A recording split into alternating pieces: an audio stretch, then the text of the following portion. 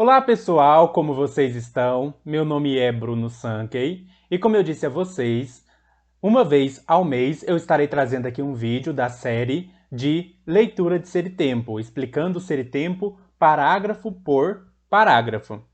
Geralmente era para eu postar no dia 15 do mês, né? Hoje é dia 17, então houve algum atraso assim, mas sem problemas, né? Eu acho que 2 dias não vai matar ninguém, para quem estava esperando o vídeo. Hoje nós estaremos estudando os parágrafos 39 e o parágrafo 40 de Ser e Tempo. Ou seja, nós estaremos iniciando o último capítulo dessa parte, né, que é o 6º capítulo. Nós já estudamos bastante coisa, então assim, nós já estamos chegando, né, ao final dessa primeira parte, ou seja, já estamos no 6º capítulo, vamos encerrar a primeira sessão de Ser e Tempo, né? Hoje nós vamos estudar os parágrafos 39 e 40. Quando a gente terminar o capítulo lá no parágrafo 44, aí nós encerramos a primeira sessão. Então, já estamos até um tanto avançados, por assim dizer, na leitura do livro.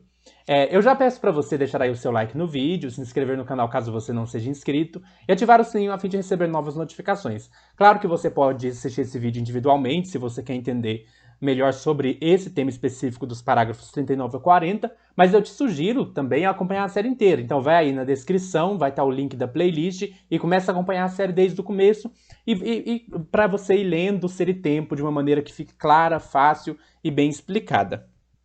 Espero, tento dar o meu melhor. Vamos lá, nós vamos iniciar o 6º capítulo sobre a preocupação como ser do Dasein. Vamos lá, até aqui, o que a gente já aprendeu assim sobre Ser e Tempo? Nós estamos analisando um ente. Esse ente é o ente que nós mesmos somos. Então Heidegger está analisando o ente que nós mesmos somos. O propósito do Heidegger de analisar o ente que nós mesmos somos é depois conseguir analisar o ser por ele mesmo. Mas como o ser ele não existe sozinho, o ser é sempre ser de um ente, o Heidegger, para chegar à questão do ser, ele precisa primeiro eleger um ente que ele vai estudar esse ente para que depois ele possa ir para o ser por ele mesmo. Então, como todo ser, o que é o ser? É o que está na base de aparição dos fenômenos.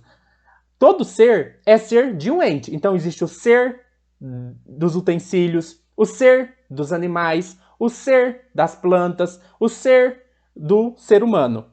Então, existem o ser de vários entes, que são as coisas. Os entes são as coisas. O Heidegger, para alcançar a questão do ser, o ser ele não está por aí. Né? Nossa, lá o ser voando por aí. Não, o ser ele é sempre ser de alguma coisa. Então, primeiro, para se acessar o ser, você precisa de uma ponte. E essa ponte é o ente. E qual que é o ente que o Heidegger escolhe? O ente que nós mesmos somos. Esse ente que nós mesmos somos, ele chama de Dasein. Porque esse ente é o único que pode se questionar. O que é o ser? O que vem a ser ser? Né? Somos nós que podemos colocar essa questão. Então, melhor começar pela gente. E aí, analisando o Dasein, o Heidegger vai buscar analisar as estruturas ontológicas do Dasein, ou seja, os modos de ser do Dasein. E aí o Heidegger vai identificar que o Dasein tem 3 estruturas principais. Uma ele vai chamar de disposição afetiva, ou seja, é a tonalidade afetiva. O Dasein sempre se encontra disposto numa dada afetividade, numa dada tonalidade afetiva. Que nós temos a compreensão ou entendimento. O que é a compreensão? O mundo ele se abre a nós como uma trama de significados. Então, nessa abertura, nós compreendemos o mundo. Nós entendemos o mundo nessa abertura de significados, nas suas possibilidades, nas suas facetas que o mundo se revela, se desvela a nós. E nós temos também a linguagem, o discurso, que é quando a gente articula por meio da linguagem isso que a gente está experimentando na tonalidade afetiva e na compreensão. Nós vimos também que o Heidegger analisa o nosso modo de ser cotidiano, ou seja, ele pergunta como é que nós estamos sendo no nosso dia a dia. E o Heidegger vai dizer então que no nosso dia a dia nós estamos vivendo na impessoalidade. Na impessoalidade, ou seja, existe um todo que não é ninguém, que coloca sobre nós um conjunto de significados e de interpretações que dizem quem nós somos, o que devemos fazer e como devemos viver. Isso é o agente, o impessoal, que é uma ditadura, né? A ditadura do impessoal. Nós estamos inseridos no mundo, E esse mundo já coloca para nós uma série de significados, de sentidos, e ao invés da gente se singularizar, viver de acordo com aquilo que nós somos por nós mesmos, nós assumimos o mediano, aquilo que já está colocado, aquilo que o agente, o impessoal, coloca, e não nossa singularidade, mas sim o todo. As normas sociais, o conjunto de significados já colocados antes mesmo da gente nascer. E aí nós temos que, quando nós estamos vivendo no modo cotidiano, nós somos caracterizados por 3 fenômenos. O primeiro fenômeno, Heidegger vai chamar de falatório. O que é o falatório? O falatório é que eu pego tudo aquilo que está colocado, introjeto e repito e passo para frente. Então eu pego todas as ideias, significados, preconceitos, pressuposições que estão colocadas na sociedade, eu introjeto e passo para frente. Depois o Heidegger vai falar que também tem a curiosidade. O que é a curiosidade? Na vida cotidiana eu estou pulando de coisa em coisa sem me deter em nada. Então eu acordo de manhã, escovo os dentes, tomo meu café da manhã, vou trabalhar. Depois do trabalho eu chego em casa, janto, depois talvez eu saio, vou no bar, beber com os amigos. E eu vou pulando de atividade em atividade, sem me deter em nada, sem questionar essa vida cotidiana, simplesmente vivendo o fluxo da vida. E nós vimos também que tem a ambiguidade. Por quê? Na medida em que nós vivemos no cotidiano e existe um conjunto de significados dizendo pra gente quem a gente é, o que a gente deve ser, o que a gente deve fazer e como a gente deve viver, a gente não se questiona, a gente não coloca essas coisas em questões e a gente tem uma ideia falsa, uma ilusão de que a gente sabe. Eu sei como eu devo viver, eu sei como as coisas são, eu sei como as coisas funcionam. Nós assumimos essa normatização. Só que esse conhecer, na verdade, é um conhecer falso, porque na verdade a gente não sabe. Então existe uma ambiguidade. A gente sabe, mas não sabe. A gente pensa que sabe, mas não sabe. Então o falatório, a curiosidade e a ambiguidade caracterizam a vida cotidiana do Dasein.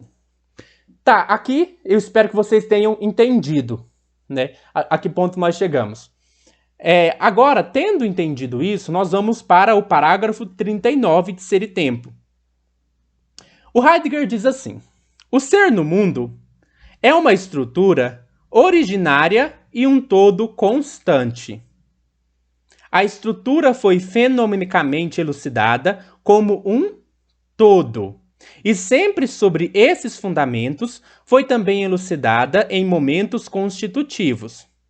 A multiplicidade fenomênica da constituição do todo estrutural e do seu cotidiano modo de ser pode facilmente desencaminhar o olhar fenomenológico unitário em busca do todo como tal. O que o Heidegger quer falar aqui? Até esse ponto, como vocês viram, a gente estudou várias estruturas, vários elementos múltiplos do Dasein. A disposição afetiva, a curiosidade, a compreensão, o falatório, o ser com, o ser em. Peraí, se vocês pararem para pensar, essas múltiplas coisas, como é que essas coisas estão unificadas? Como que elas são estruturas de um mesmo ser? Como que elas se unificam? Será que a gente é um todo fragmentado? Tem a disposição afetiva, a compreensão, a linguagem. Então a gente é um ser com caixinhas, com estruturas? Será? Será que é isso? O Heidegger fala que não, a gente não pode pensar que é isso. Por isso a gente deve buscar a unidade, a gente deve buscar o todo, a totalidade, o que unifica essas estruturas. E o que unifica essas estruturas não é uma síntese entre elas e não é simplesmente somá-las uma com a outra. Precisa haver um elemento ontológico constitutivo de unidade. E é esse elemento ontológico constitutivo de unidade, que seria o ser essencial do Dasein, que vai nos levar a uma resposta, vamos por assim dizer, do que é isso que unifica o Dasein. Então, o Heidegger fala assim que nós devemos buscar a totalidade do todo estrutural. E isso deve ser feito do ponto de vista ontológico existencial. Ontológico tem a ver com o nosso modo de ser, e existencial tem a ver com nossas estruturas ontológicas essenciais existenciais. E aí o Heidegger vai dizendo assim, né? O Dasein existe factualmente. O Dasein existe como um fato lançado no mundo. Isso que é existir factualmente. E aí pergunta-se pela unidade da existencialidade e factualidade. Sobre o fundamento do encontrar-se, encontrar-se aqui é a disposição afetiva. Nós nos encontramos numa dada disposição afetiva que pertence à sua essência. O Dasein tem um modo de ser no qual, em sua dejecção, ou seja, no seu estar lançado no mundo, ele é posto diante de si e é aberto para si. Olha que coisa interessante que nós temos aqui. O que acontece com o Dasein no seu modo de ser cotidiano? No seu modo de ser cotidiano, o Dasein está numa fuga de si. Ele está decaído de si mesmo. Então, se a gente for pensar nas estruturas, no modo de ser do Dasein cotidiano, a gente vai ter que ter um problema aí, que é perguntar assim, mas como que a gente vai acessar o nosso ser próprio? Se, na verdade, nós já estamos inseridos na ditadura do agente, na impessoalidade, na curiosidade, no falatório, se está tudo ali, tudo que nós somos, na verdade, é imposto por essas estruturas do cotidiano. Como que a gente vai acessar o nosso modo de ser próprio, se parece que a todo momento nós estamos fugindo de quem nós somos? E aí surge essa questão. Né, que é essa questão que deve ser respondida aqui para a gente. O Heidegger fala assim: o ser no mundo já é sempre decair, mas de pronto e no mais das vezes o si mesmo é impróprio. É o impessoal, o agente. A cotidianidade mediana do Dasein pode ser determinada como ser no mundo que, decaindo, abre, dejectado projetante, para o qual em seu ser junto ao mundo e ser com os outros, está em jogo o seu poder ser mais próprio. Então o Dasein, mesmo decaído no mundo, mesmo absorvido pelo mundo, existe uma questão que está em jogo, que é colocada até para essa própria decadência. A decadência surge de onde? Surge do fato de que o Dasein foge do seu ser aí mais próprio. Então a própria decadência nos faz ter que levantar a questão: qual que é o ser mais próprio do Dasein e qual é o modo de acesso desse ser mais próprio? E aí, então, é essa a proposta do Heidegger a partir do capítulo 6. Ele quer encontrar isso que vai nos dar acesso ao nosso modo de ser originário e, então, determinar qual é esse modo de ser originário. O Heidegger vai dizer assim que o que nos dá acesso a esse modo de ser originário é um tipo de disposição afetiva privilegiada, especial, que é a angústia. O Heidegger diz assim: o fenômeno da angústia está posto na base como um estado de ânimo do encontrar-se que satisfaz a tais exigências do método, ou seja, as exigências de acessar o nosso modo de ser mais próprio.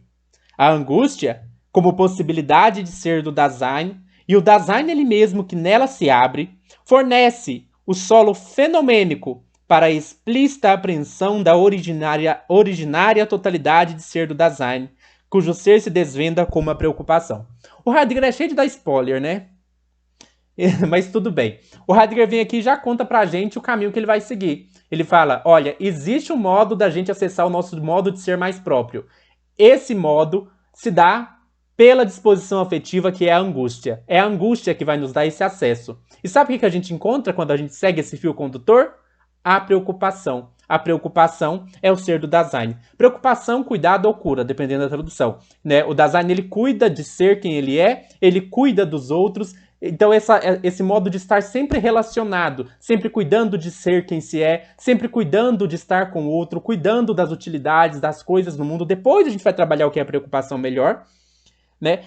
Mas essa preocupação, ela se manifesta, a gente sempre faz isso nos nossos vídeos, se vocês viram os vídeos anteriores, que é a estrutura ontológica, que está na base, e a sua manifestação ôntica concreta, na existência concreta. Então a gente vai ter sempre uma estrutura, que é a preocupação, e essa preocupação ela pode se manifestar como desejo, como vontade, como inclinação, como impulso, como esse cuidado mesmo do cuidar da pessoa, de alguém que está doente. Todas essas coisas são manifestações ônticas de uma estrutura mais profunda, que é a preocupação. Mas o importante é que a gente tem um fio de acesso para encontrar essa preocupação. Heidegger aqui só anuncia para a gente. Agora, eu quero que A gente vai precisar de duas coisas que não está aqui em Inserir Tempo, mas anteriores a ele, para entender a partir de qual contexto o Heidegger está falando. Então, assim, vamos trabalhar de onde o Heidegger tira a noção de angústia e qual que é a relação da noção de angústia com a fenomenologia. Então, o Heidegger vai ter aqui, quando ele vai pensar angústia, influência de duas escolas de pensamento. Uma que é a fenomenologia, que ele herda do Husserl, e outra que é o existencialismo, que vem de Søren Kierkegaard. Então vamos pensar que o Heidegger ele não é um existencialista, ele é um fenomenólogo existencial. Ele não está preocupado, né, em trabalhar a noção de angústia para pensar a existência humana, alguma coisa assim, nesse sentido mais existencialista, né, de pensar o homem concreto no seu contexto concreto, ôntico. Não, ele está aqui fazendo uma análise ontológica. Então a angústia ela está aqui como fio condutor para nós alcançarmos o ser do Dasein. Então não é necessariamente, aqui não é bem existencialismo. Na verdade é uma ontologia existencial. Né? É uma preocupação mais ontológica. Acima de tudo, uma preocupação ontológica. Mas essa preocupação ontológica, com a angústia, que ela vai ser utilizada aqui como meio de acessibilidade, ela vai vir de uma influência de duas escolas de pensamento, que é a fenomenologia husserliana e que é a noção de angústia do Søren Kierkegaard. Então, antes da gente entrar aqui no texto, vamos trabalhar de onde o Heidegger tira a noção de angústia a partir da fenomenologia e depois a partir do existencialismo Søren Kierkegaardiano. Então vamos lá, Edmund Husserl, ele tinha dois conceitos que eram muito importantes, atitude natural e suspensão fenomenológica ou epoqué. Tudo bem, vamos colocar aqui, o que é a atitude natural? A atitude natural é aquela na qual eu estou inserido no mundo, compreendendo o mundo a partir de concepções prévias, interpretações prévias, prejuízos, preconceitos, significados que já estão colocados. Quero que você já comece a pensar aí o que a gente já estudou em Heidegger que lembra essa noção de atitude natural. Essa é a atitude natural, aquela na qual nós estamos no mundo e tomamos as coisas como naturais, como óbvias e como dadas. Depois nós temos o modo de romper com a atitude natural, e aí a gente vai chamar a abordagem do Husserl de voluntarista ou cognitivista. Para você romper com a atitude natural, você precisa de um ato de vontade, quero mudar de atitude, quero olhar o mundo de uma outra forma, um ato de vontade, e um ato de cognição, porque é um conhecimento. Vou passar a conhecer os fenômenos a partir de uma outra maneira, um outro modo de conhecer. Então a gente chama isso de epoqué voluntarista ou epoqué cognitivista. Epoqué é o quê? Eu vou pegar a atitude natural e suspendê-la, colocá-la entre parênteses. Não vou eliminá-la, mas vou pegar todos os meus conceitos prévios, concepções prévias, juízos prévios, significações prévias, interpretações sedimentadas sobre o mundo e vou colocá-las entre parênteses fora de circuito. Coloquei elas fora de circuito, então eu estou diante do quê? Estou diante do fenômeno.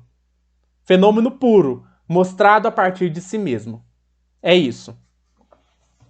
Agora, vamos pensar aqui o que é a atitude natural e o que é epoqué no Heidegger.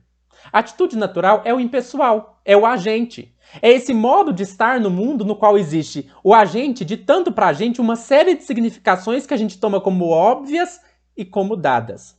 É por isso que, para o Heidegger, quando a gente pensa o Dasein, não existe natureza, não existe substância, não existe essência. Mas existem naturalizações, substantivações e essencializações. O que isso quer dizer?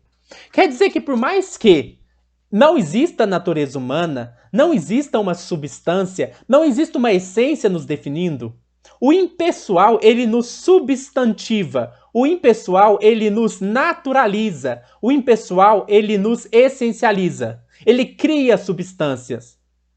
Ele cria naturezas. Ele cria essências. Mas essas essências são criadas a partir das interpretações sedimentadas. Vou dar um exemplo para vocês. Natureza humana. O que é a natureza humana? Para o Heidegger, não existe natureza humana. Mas, para o impessoal, existe um conjunto de significações que são sedimentados e são cristalizados e que são tomados como naturais, óbvios, e que se torna a natureza humana. O que é ser homem? Ser homem.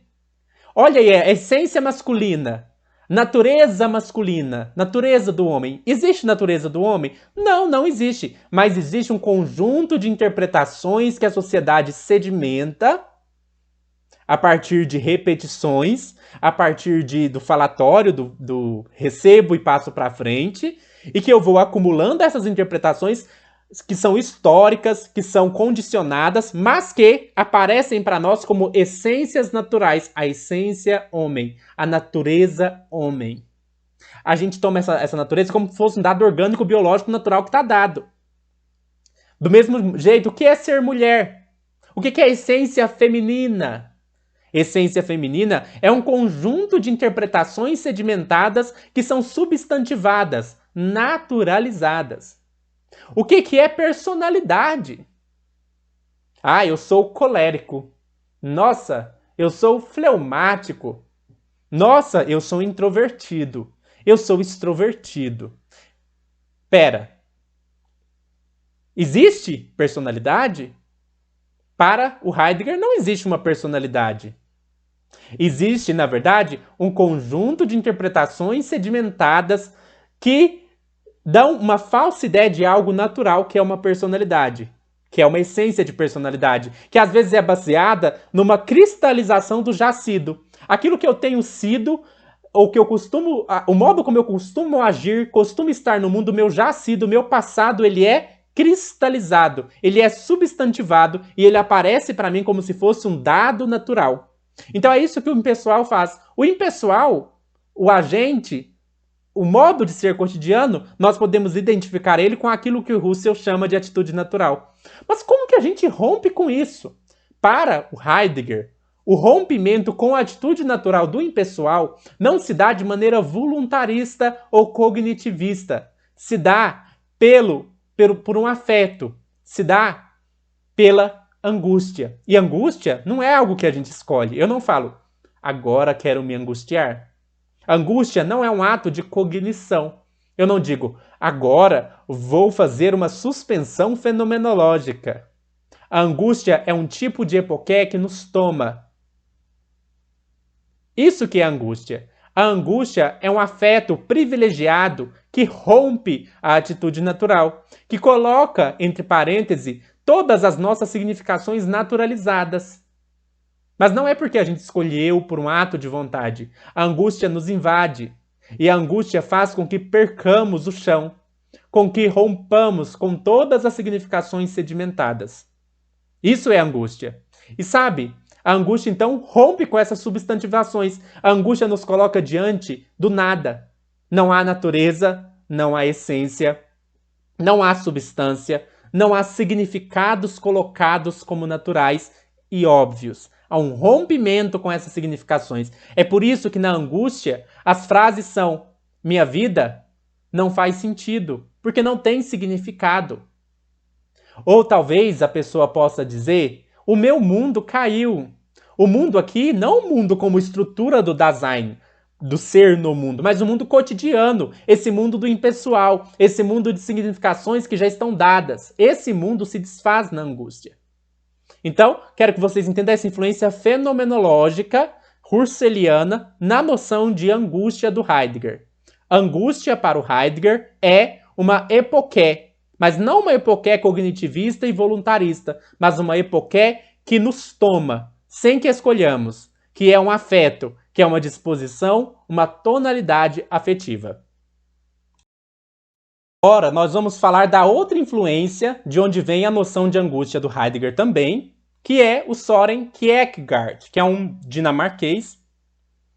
Ele é um filósofo, teólogo cristão. E vamos pensar como o Søren Kierkegaard trabalhava a noção de angústia. O Kierkegaard tem um livro chamado O Conceito de Angústia. O conceito de angústia. Como Kierkegaard pensa a angústia no livro O Conceito de Angústia? Como o Kierkegaard é um teólogo, ele vai relacionar a noção de angústia com a noção de teologia do pecado.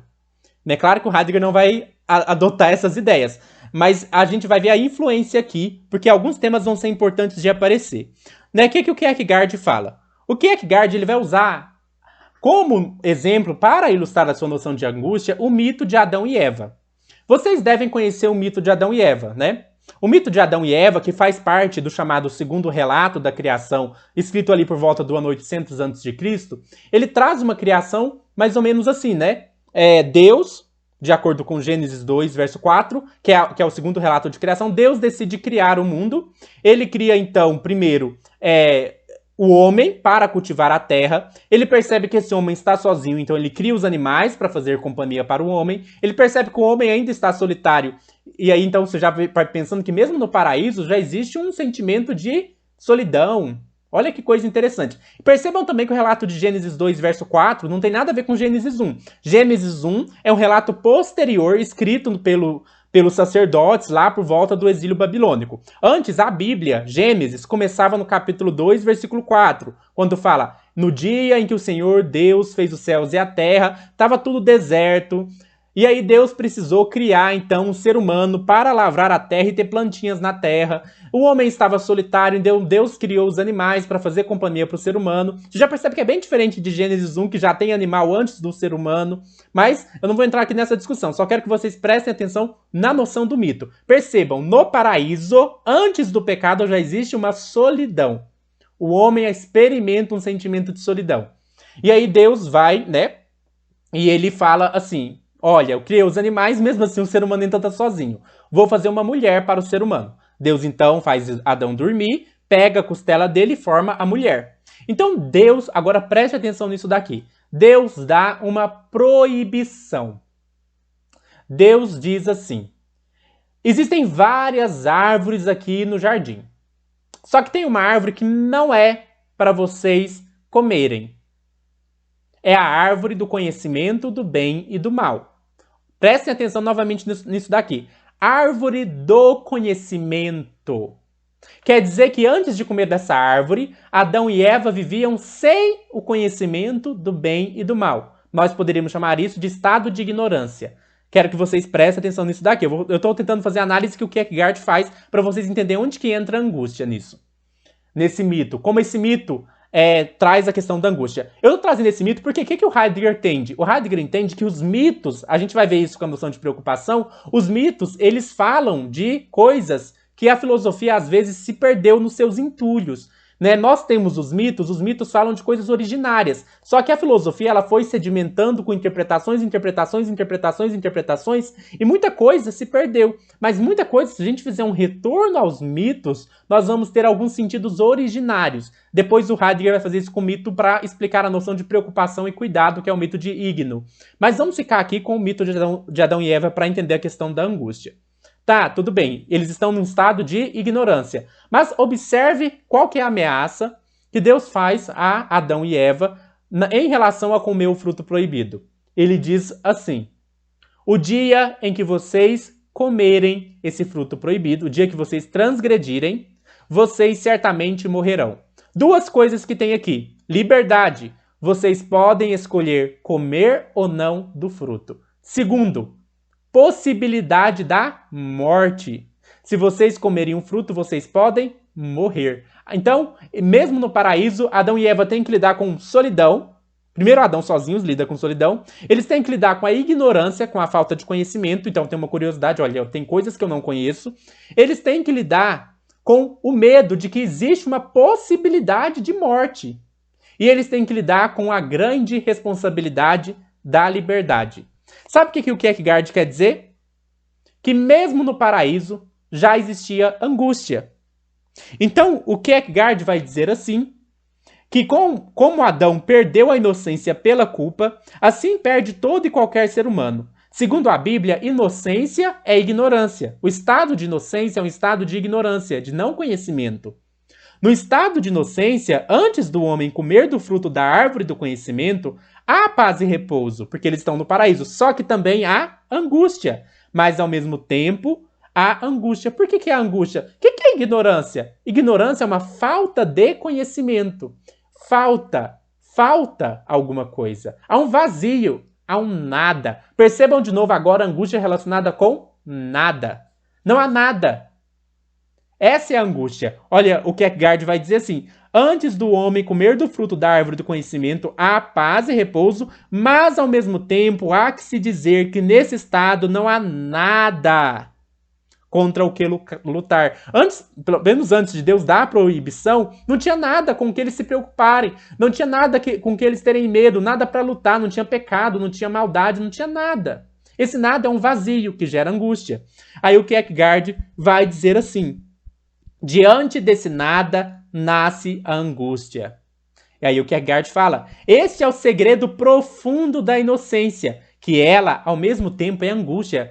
Parece paradoxal, mas o Kierkegaard está falando que mesmo no paraíso tem angústia. Quer dizer que a angústia não depende da do pecado, não é só resultado do pecado. A angústia, ela existe como constitutiva do modo de ser do ser humano. Tanto é que no paraíso, no mito, já existia angústia.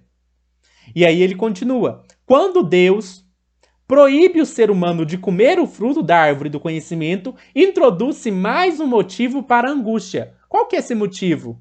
A angústia da liberdade. Mais outra angústia.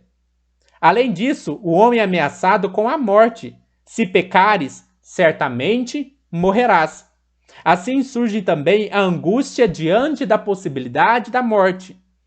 Depois que peca, o ser humano é dominado novamente pela angústia. A angústia da consciência do pecado. Essa angústia que é importante. Depois que o ser humano peca, se introduz mais um motivo para a angústia: a culpa. Então, anotem isso. Não precisa anotar não, né? Mas tenham isso em mente, anotem na mente. Angústia da culpa. Se estiver anotando também é bom. Bom se vocês estiverem assistindo o vídeo anotando. A existência da culpa. Isso tudo vai ser muito importante para vocês entenderem o Heidegger. Angústia, culpa. Lembre, angústia também tem a ver com culpa, com responsabilidade. Angústia diante da possibilidade da morte, angústia da consciência do pecado. No entanto, é justamente a angústia que pode possibilitar a libertação do ser humano. Note isso daqui. É justamente a angústia que pode possibilitar a libertação do ser humano.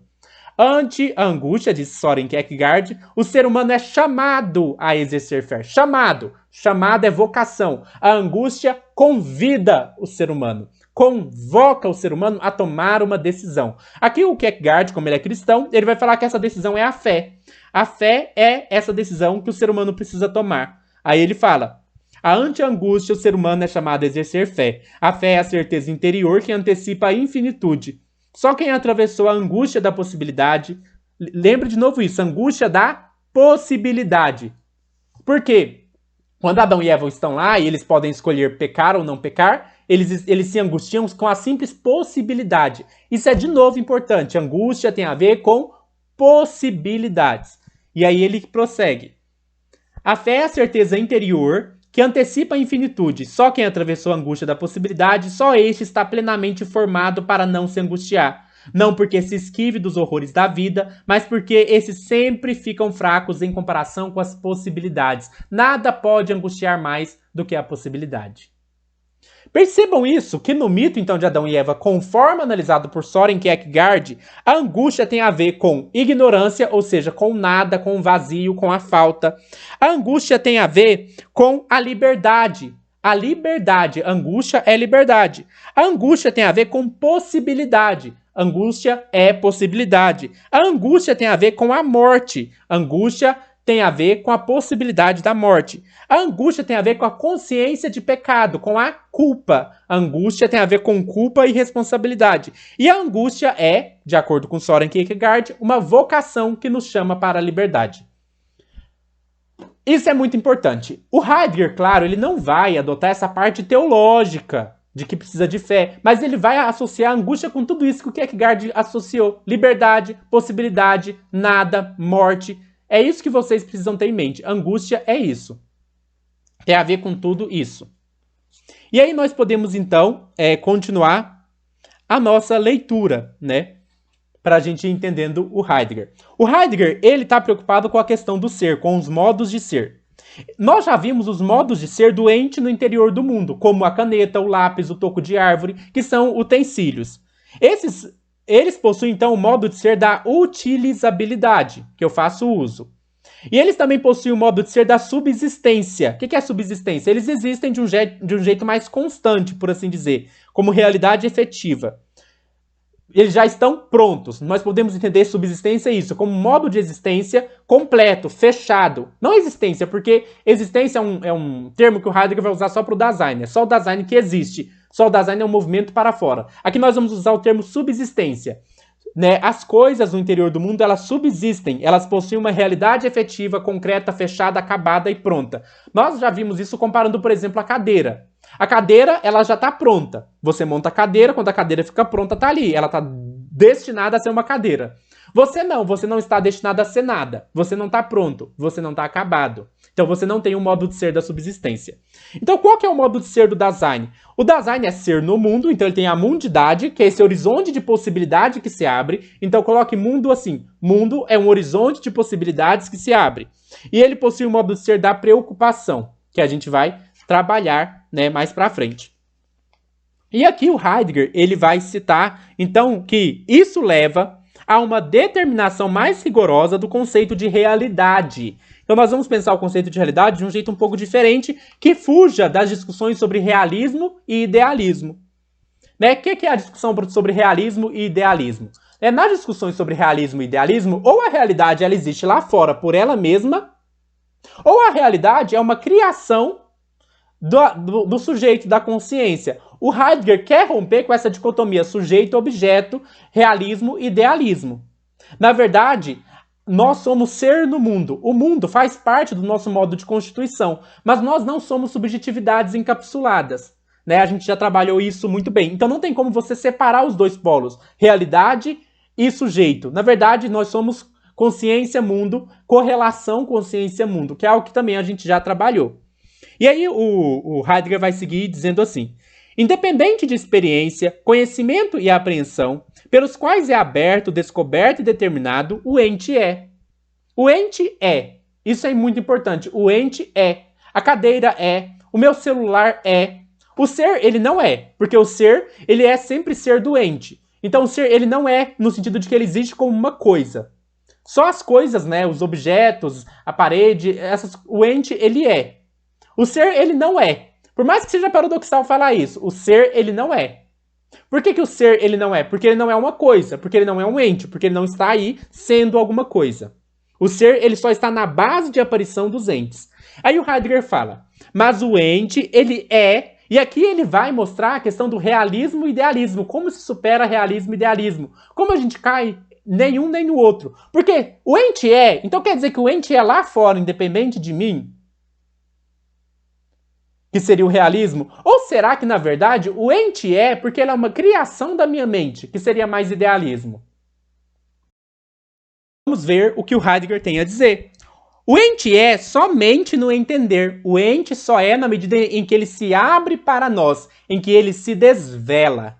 E aqui é legal que há essa coisa, essa ideia é a ideia de fenômeno, que nos livra do realismo e do idealismo. A ideia de fenômeno, ela quer nos livrar justamente do idealismo e do realismo. Porque o que é um fenômeno? O fenômeno é algo que aparece. Olha, então o ser se mostra, vem de lá, da realidade. Mas um fenômeno, ele só é fenômeno porque ele aparece para alguém. Então, o aparecimento, ele só surge nesse entre.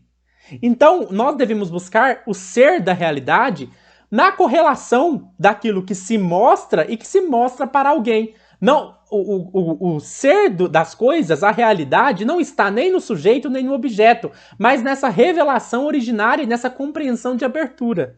Então, o Heidegger fala, o ente é somente no entender do ente, cujo ser pertence a algo como o entendimento do ser. Por isso, ser pode ser não concebido, né? O ser não precisa ser um conceito, ele simplesmente se abre para nós antes da gente teorizar e conceituar. E aí o Heidegger fala assim que existe uma unidade entre ser e verdade. Aqui nós devemos entender a noção de verdade não a partir da noção latina de veritas, mas a partir da noção grega de aletheia, que é algo que também já foi comentado em outros vídeos, eu acho, mas que aqui vai ser legal recolocar novamente.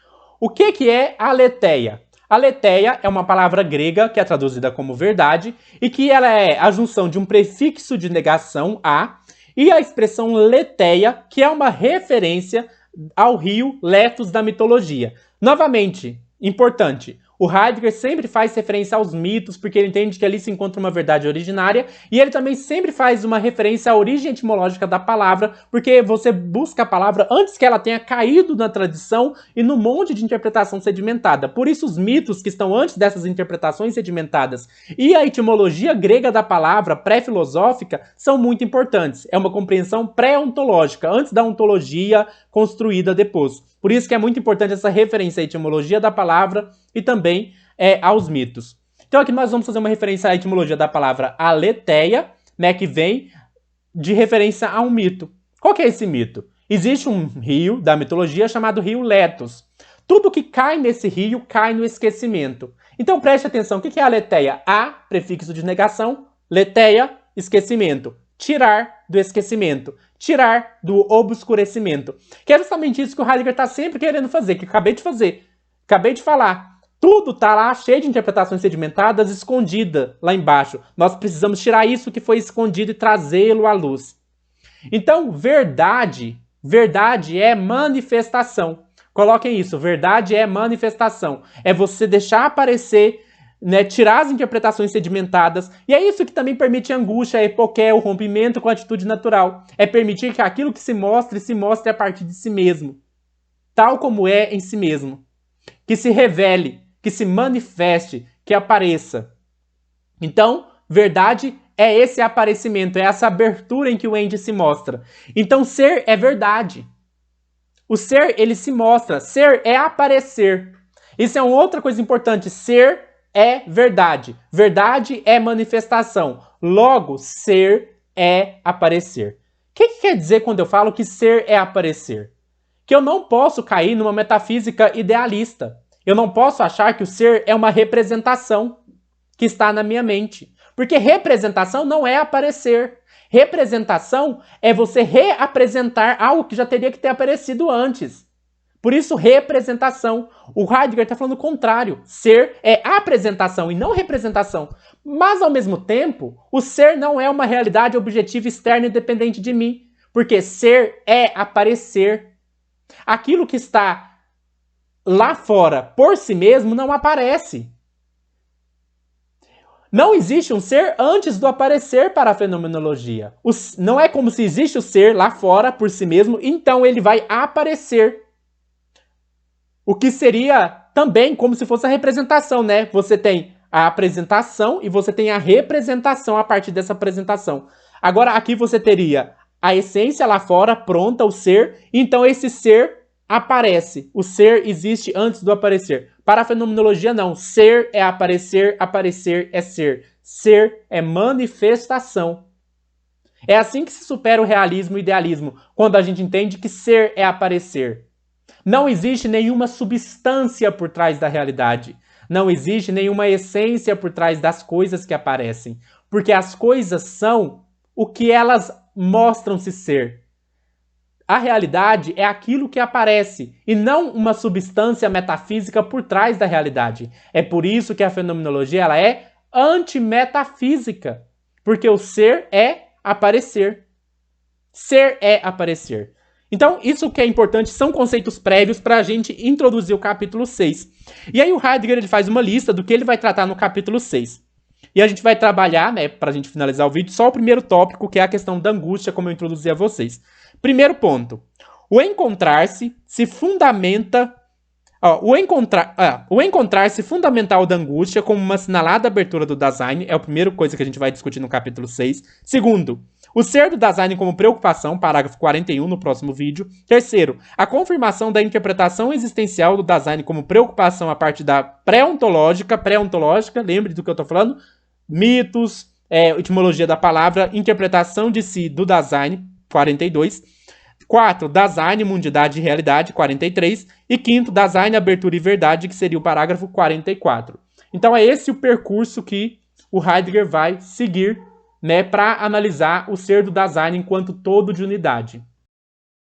Vamos lá então para o parágrafo 40. O encontrar-se aqui, encontrar-se a disposição afetiva, fundamental da angústia, como uma assinalada abertura do Dasein. Assinalada privilegiada porque abre o acesso ao Dasein no seu ser. Em que medida a angústia é um assinalado encontrar-se? Em que medida a angústia é uma tonalidade afetiva especial? De que maneira na angústia o Dasein é levado por seu próprio ser? A absorção em agente e junto ao mundo da ocupação manifesta algo assim como uma fuga do Dasein diante de si mesmo, como poder ser-se mais próprio. Quando o Dasein está absorvido no mundo cotidiano, no mundo das significações, no mundo das naturalizações, das interpretações prévias, ele está fugindo. Fugindo de quê? De que o Dasein está fugindo? De si mesmo, né? Porque o que nós somos? Nós não somos nada. Não temos natureza, não temos destino. Nós somos só responsabilidade. Nós não somos nada, não tem nada falando pra gente o que a gente tem que fazer, o que a gente tem que ser. Mas, quando eu vou pro agente, aí tem. O agente me fala o que eu devo pensar, o que eu devo ser. Então, na decadência, no mundo cotidiano, o Dasein está fugindo de si mesmo. Fugindo, o Dasein não se põe precisamente diante de si mesmo. Em correspondência com um traço mais próprio do decair, o desviar-se de si mesmo leva para longe do Dasein. O Dasein está fugindo de si mesmo. Fugindo de si mesmo. Esse é o fenômeno da fuga. Então, diante do que o Dasein está fugindo quando ele se absorve no mundo cotidiano? Ele está fugindo de si mesmo. Fugindo de si mesmo. E aí o Heidegger fala: é manifesto que há uma afinidade entre dois fenômenos importantes que a gente vai estudar. Um é o medo, o outro é a angústia. Vamos agora pensar. Medo e angústia. Medo e angústia. Quando o Dasein está fugindo de si mesmo, ele também está fugindo de encarar a angústia, que a gente já trabalhou um pouco a partir do Kierkegaard, que é esse nada, que é esse vazio, que é essa responsabilidade, que é essa liberdade. Mas qual que é a diferença entre angústia e medo? Existem duas tonalidades afetivas que são muito semelhantes, a angústia e o medo. Nós já estudamos um pouco do medo. O medo é mais ou menos assim. O medo é sempre medo de um ente ameaçador que surge no interior do mundo para me ameaçar. Só que esse ente ameaçador, ele vai se aproximando, mas eu nunca tenho certeza de que ele vai me atingir mesmo. Vamos supor, estou com medo. Nossa, já sei. Estou namorando uma menina, né? E eu engravidei a menina, olha que coisa. Engravidei a menina. Agora eu vou ter que contar para os meus pais. Misericórdia. Nem tenho emprego, não estudo, não tenho dinheiro. Meu Deus do céu. Vou contar para os meus pais que eu engravidei uma menina. Tá, na nossa sociedade machista eu poderia esquecer do filho, mas eu sou uma pessoa responsável, um homem diferente. Eu acho que eu devo me responsabilizar por esse filho. Mas eu vou ter que conversar com minha família e isso não vai dar certo. Pior, minha família é evangélica. E eu nem casei com a menina, segue tanto casamento, vão me matar, cortar meu pescoço. Sei lá, sou filho do pastor, misericórdia. E agora? Mas pode ser que minha mãe, quando eu conte pra ela, não brigue comigo. Pode ser que ela fale, nossa, meu filho, tudo bem, complicado mesmo essa situação, mas eu te apoio. Pode ser. Mas existe uma coisa que me ameaça, que vai chegando perto, pode ser que não aconteça, mas é chegando perto, vai chegando perto. Existe uma coisa que me dá medo. E sabe isso que me dá medo? Eu posso dizer que é uma coisa que aparece no interior do mundo, é um ente no interior do mundo. Nesse caso é minha mãe, talvez brigando comigo. Mas existe uma coisa que eu posso determinar. Esse é o medo. O medo é medo de uma coisa determinada. Qual que é o diante de quê do medo? O medo, ele é o ente nocivo do interior do mundo. O ente nocivo, o ente ameaçador. É aquilo que surge de maneira ameaçadora, que vai se aproximando, mas que não necessariamente vai me atingir, mas que vai chegando perto. Isso é o medo. Mas e a angústia? Angústia é medo de quê? Você tá angustiado de quê? Se você tiver um de quê, minha mãe que vai brigar comigo, então você não tá angustiado, você tá com medo. Angústia é angústia de nada. Nada. Não é isso que a gente pegou lá do Kierkegaard? Estar diante do vazio, estar diante do nada. Mas sabe quem que é o nada? O nada somos nós. nós mesmos. É o que eu falei para vocês, nós não temos natureza, nós não temos essência, nós não temos destino. Nós somos o nada. É por isso que o Heidegger vai dizer assim, que o diante do que da angústia é o ser no mundo. Porque o ser no mundo é o nada. O Heidegger também vai dizer assim que o diante do que da angústia é a indeterminidade. Eu não tenho como determinar do que eu estou com medo. O diante do que da angústia é o mundo como tal. Essa expressão é muito legal. Porque o que é o mundo cotidiano? O mundo cotidiano é um conjunto de significações construídas que me orientam. Mas o mundo como tal, enquanto horizonte que se abre, ele, na verdade, é só um horizonte de possibilidades. As coisas poderiam ser muito diferentes do que são.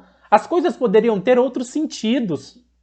Então, o mundo como horizonte, ele é vazio. Ele é uma abertura de possibilidades. Então, é esse mundo como nada que é o que angustia, de acordo com Heidegger. O que oprime não é esse ou aquele utilizável. Nem é também todo utilizável em conjunto como uma soma. Porque o mundo não é uma soma de utensílios. O que nos angustia é a possibilidade. A possibilidade geral das coisas não serem o que são. É isso que angustia. O nada. Então é por isso que o Heidegger vai dizer assim, que o nada é o mundo como tal. O ser no mundo é o nada. O Dasein, que é o ser no mundo, é o nada. Então é a angústia que nos abre para o fato de que nós não somos nada, de que nós somos vazio, de que nós somos indeterminação. O porquê da angústia é o ser no mundo ele mesmo. Tanto o porquê da angústia como de que a angústia se angustia é o ser no mundo. A angústia se angustia do ser no mundo. Né? Não é de um ente específico. E a angústia se angustia pelo ser no mundo, porque ela se encontra com o nada.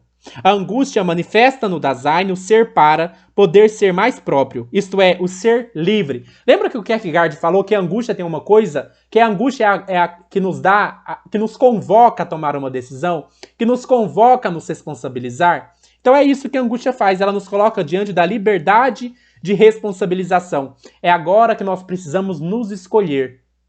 Porque é muito fácil eu ser aquilo que a natureza diz que eu devo ser. A natureza, lembrando aqui que natureza não existe. Natureza é uma substantivação de interpretações naturalizadas. É muito fácil eu ser o que a natureza determina que eu seja. É muito fácil eu ser o que a sociedade determina que eu seja. Mas na angústia não tem nada determinando o que eu seja. Não tem destino dizendo como eu devo ser, o que eu devo fazer. É por isso que na angústia, no nada, você é chamado à liberdade de escolher e de ser responsabilizado por aquilo que você é. É de escolher a si mesmo, de escolher quem você é, qual a sua trajetória existencial.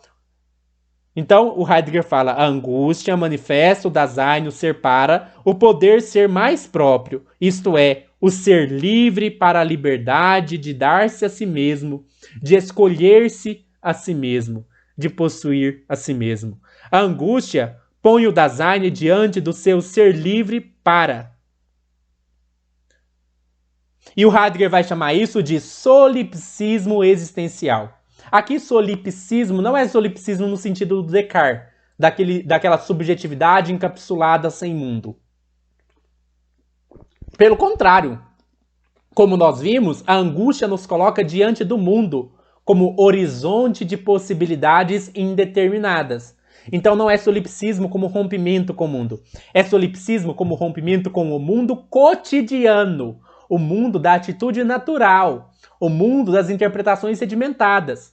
Para que se abra o mundo originário que constitui o ser no mundo, que é o mundo enquanto horizonte de possibilidades indeterminadas. É isso que é solipsismo existencial. Estar simplesmente diante de si mesmo. É estar diante de si mesmo. E é por isso que essa angústia é um estranhamento. É um não estar em casa. A angústia, repito, é um estranhamento. É um não estar em casa. Aqui a gente pode lembrar lá do Aristóteles, né, quando ele fala a filosofia começa com espanto, né? Espanto, estranhamento. A angústia é estranhamento, é espanto. É quando a gente rompe com todas as nossas interpretações sedimentadas. É quando nada mais faz sentido. É quando todos os conceitos prévios, as interpretações e significações que a gente sempre aprendeu e recebeu, elas caem e nós ficamos sem chão, sem nada. Tudo aquilo que a gente acreditava, todas as normas sociais, todos os dizeres sobre o que é a nossa natureza, o nosso propósito, a nossa vocação, caem por terra, porque a gente descobre que, na verdade, não existe nada nos determinando. Não existe natureza, não existe destino. E a angústia nos coloca diante disso, e isso causa um estranhamento. Por quê? Na vida cotidiana do impessoal, eu estou familiarizado com o meu mundo. Eu estou familiarizado com uma cosmovisão, com um conjunto de conceitos, de interpretações. Eu estou familiarizado como deve correr o meu dia a dia, acordar de manhã e trabalhar e fazer as minhas coisas.